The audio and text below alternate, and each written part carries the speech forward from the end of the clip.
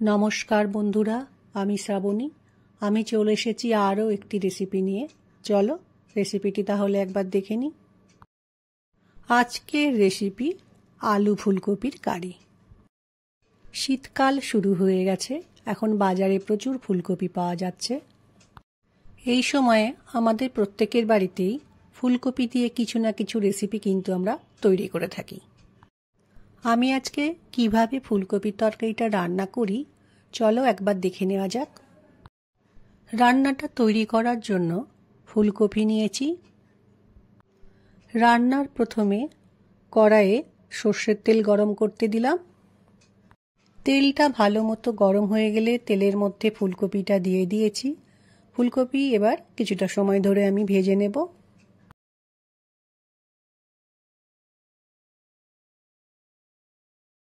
ফুলকপিগুলো ভাজতে ভাজতে খুব সুন্দর একটা কালার এসছে। এই সময় আমি ফুলকপিগুলোকে তেল থেকে তুলে আলাদা করে তুলে রাখবো। ফুলকপি ভাজা তেলের মধ্যে অল্প একটু তেল দিয়ে দিয়েছি। এবার ওর মধ্যে জিরে ফোড়ন দিলাম, একটা তেজপাতা ফোড়ন দিলাম, একটা শুকনো লঙ্কা ফোড়ন দিলাম ও একটা দারচিনি স্টিক ফোড়নে দিলাম। ফোড়নটাকে একটু সময় ভালো করে ভেজে নিতে হবে। ফোড়নটা ভালো করে ভাজা হয়ে গেছে। এই সময় কেটে রাখা আলু তেলের মধ্যে দিয়ে একটু সময় ভালো করে ভেজে নিতে হবে।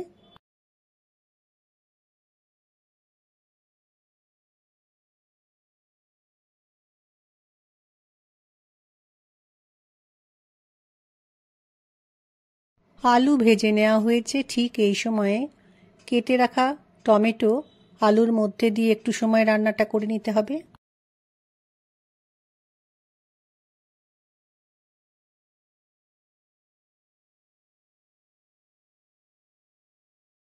এইবার আমি রান্নার মধ্যে মশলাগুলো দিয়ে নেব। প্রথমে দিলাম পরিমাণ মতো নুন, এরপর দিলাম হলুদ গুঁড়ো, এবার দিলাম ঝালের জন্য লঙ্কা গুঁড়ো, দিয়ে নিলাম কিছুটা পরিমাণে জিরে গুঁড়ো, ধনে গুঁড়ো দিলাম। রান্নায় যাতে ভালো রং হয় সেজন্য একটু কাশ্মীরি মির্চ পাউডার দিলাম। একটু আদা বাটা দিয়ে নিলাম। মশলাটা যাতে পুড়ে না যায় সেজন্য অল্প পরিমাণ জল দিয়ে ভালো করে আলুর সাথে মশলাগুলো কষিয়ে নেব।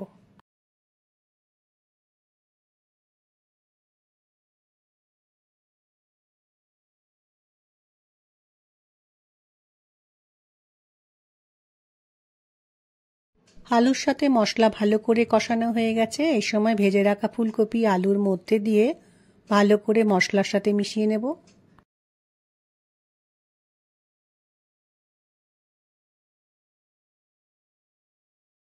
আলু ফুলকপি ভালো করে মশলার সাথে কষানো হয়ে গেছে। এই সময় রান্নার মধ্যে একটু জল দিয়ে ভালো করে আলু ফুলকপির সাথে মিশিয়ে নেব।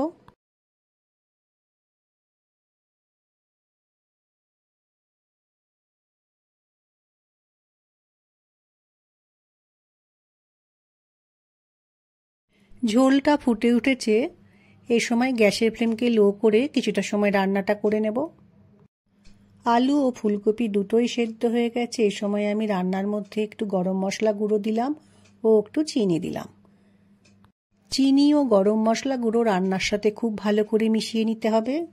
ফুলকপি রান্না করার সময় খেয়াল রাখতে হবে যেন ফুলকপিগুলো বেশি সেদ্ধ না হয়ে যায়। আলু ফুলকপির কারি আমার তৈরি হয়ে গেছে। রান্নাটা দেখতে যত সুন্দর হয়েছে খেতেও কিন্তু তত সুন্দর হয়েছিল। এরকম একটা আলু ফুলকপি রেসিপি রুটি বা ভাত সবার সাথেই কিন্তু খাওয়া যায়। রান্নাটাকে কড়াই থেকে একটা পাত্রে আমি নামিয়ে রাখবো। আমার অনুরোধ, তোমরা যারা আমার ভিডিও দেখো তারা স্কিপ না করে পুরোটা দেখো। আশা করছি আজকের ভিডিও তোমাদের ভালো লাগবে।